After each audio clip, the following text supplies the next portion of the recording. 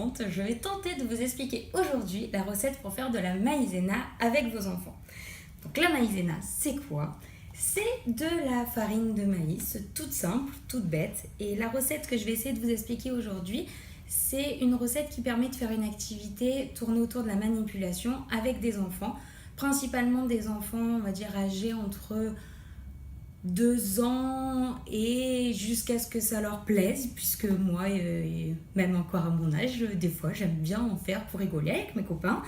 Je s'amuse beaucoup avec mes copains.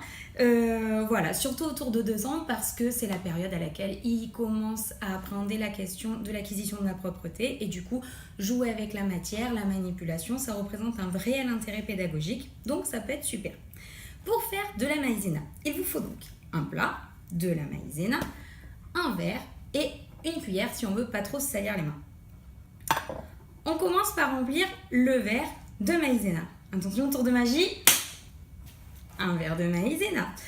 On le verse dans le bol, en entier, hein, tout simplement.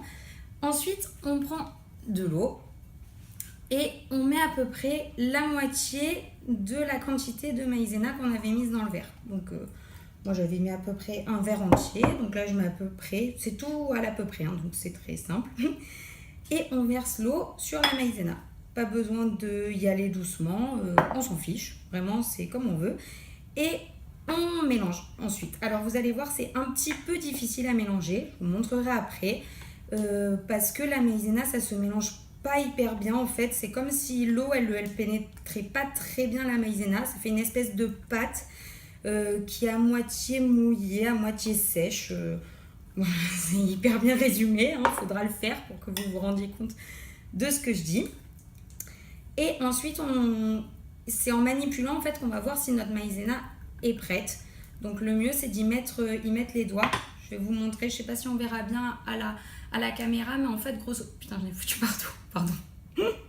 Grosso modo, c'est liquide et dur en même temps.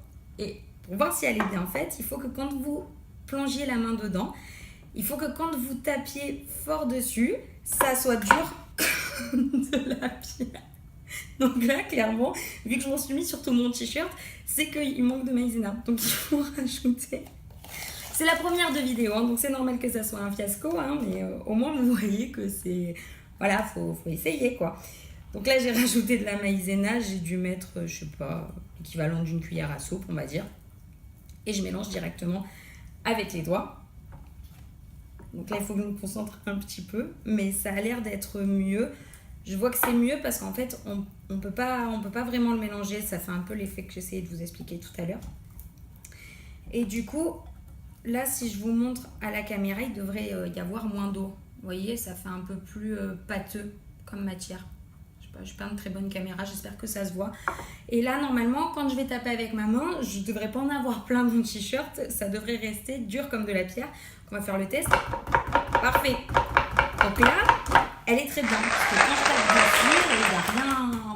Mon poing s'enfonce pas du tout. Et par contre, quand je vais juste poser ma main délicatement dedans, sans appuyer, elle s'enfonce comme des sables mouvants, en fait. Et c'est à ça qu'on voit que la préparation, elle fonctionne bien.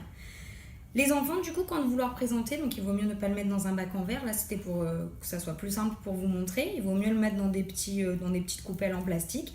Et en fait, ce qui est super, c'est que quand vous allez la manipuler rapidement, en appuyant un petit peu sur la pâte, elle va rester dure, en fait.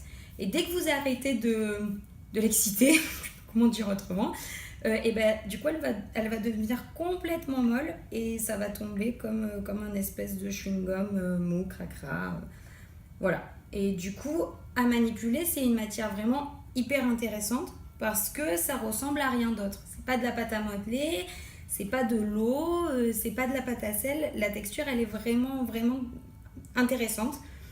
En fonction de l'âge des enfants, vous pouvez la faire plus ou moins liquide pour que ça soit plus facile pour les enfants à manipuler. Vous pouvez aussi y ajouter du colorant alimentaire pour la rendre plus attractive, des arômes pour qu'elle sente bon.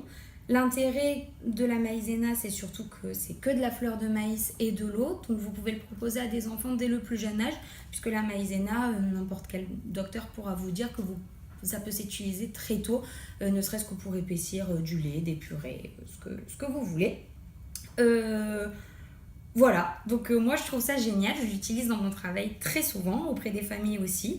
Et le grand intérêt pour les professionnels ou pour les parents, c'est que ça se nettoie aussi très facilement. Le mieux, c'est de ne pas le nettoyer avec une éponge humide, mais plutôt avec un torchon sec, parce que voilà, ça évite. Au plus vous allez rajouter de l'eau, en fait, au plus ça va faire une espèce de flaque blanchâtre qui va être difficile à partir.